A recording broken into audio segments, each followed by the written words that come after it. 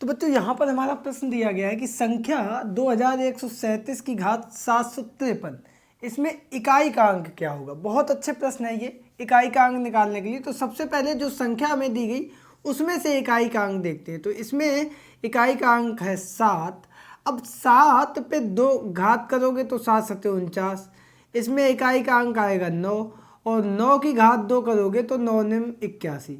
इसका मतलब कुल मिला के अगर 7 की घात 4 कर दे तो इकाई का अंक क्या आता है, इकाई का अंक 1 आता है। अब 1 की घात कुछ भी करते जाओ तो वो इकाई का अंक 1 ही रहेगा।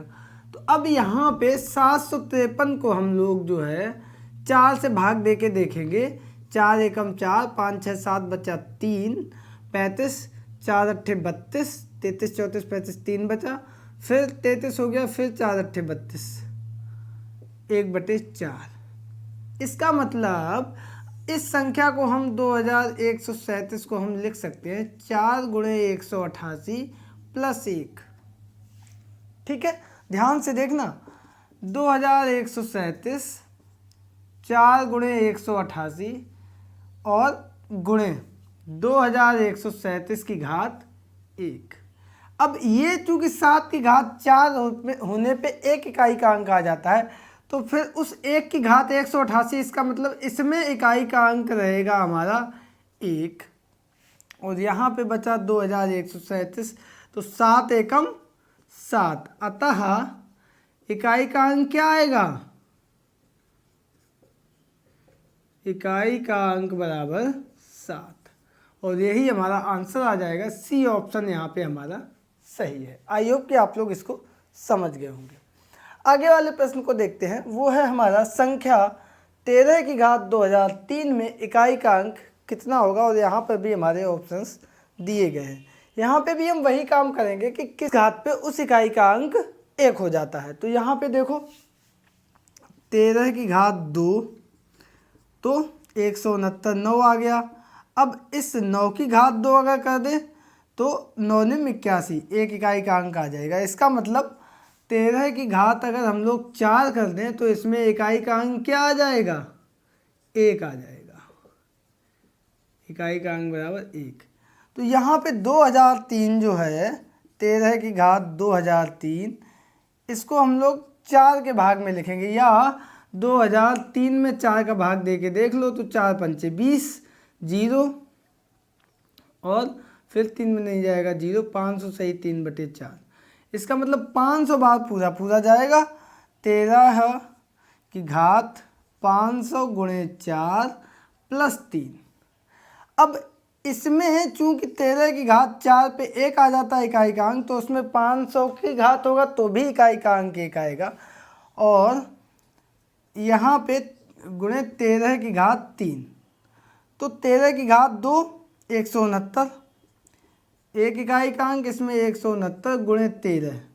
अब इसमें इकाई का अंक देखो 9 तिया 27, 27 में इकाई का अंक क्या है 7। तो लिख देंगे अतः 13 की घात 2003 में इकाई का अंक क्या आएगा, यही 7 हमारा इकाई का अंक हो जाएगा। और ऑप्शन में अगर हम लोग देखेंगे तो ए ऑप्शन हमारा सही होगा। आई होप कि आप लोग इसको समझ गए होंगे। होमवर्क के लिए हम 2 प्रश्न लिख रहे हैं यहाँ पे, आप लोग करके आंसर कमेंट बॉक्स में कमेंट करके हमें बताना। 137 की घात 872, और दूसरा प्रश्न हम दे रहे हैं आपको 63 की घात 5122। इन दोनों प्रश्नों को लगा के आंसर कमेंट बॉक्स में कमेंट करके हम तक अवश्य भेजें। तो बच्चों यहाँ पर हमारा अगला प्रश्न है कि संख्या 22 की घात 23 में इकाई का अंक कितना है। तो यहाँ देखो 2 की घात अगर होगा तो 2 दूनी 4, 4 दूनी 8, 4 चौको 16। तो इसमें इकाई के अंक 2 आएंगे, 4 आएंगे, 6 आएगा, 8 आएगा, इस तरीके से 1 नहीं कहीं आएगा। तो जब इकाई का अंक 1 ना हो तो हम कोशिश करके ये देखते हैं कि इकाई का अंक 6 कब आ रहा है, क्योंकि 6 की घात 2 होगा तो भी 36 इकाई का अंक 6 होगा। 6 की घात 3 होगा तो भी 36 में 6 का गुणा करेंगे तो भी 6 छक्का आखिरी में 6 आएगा।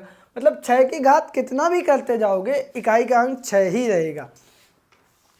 तो इसलिए हम ये देखते हैं 2 की घात 2 4 और 4 की घात 2 अगर करो तो 16, इकाई का अंक 6 आ जाएगा। इसका मतलब 2 की घात अगर 4 करो तो इकाई का अंक 6 आ जाता है।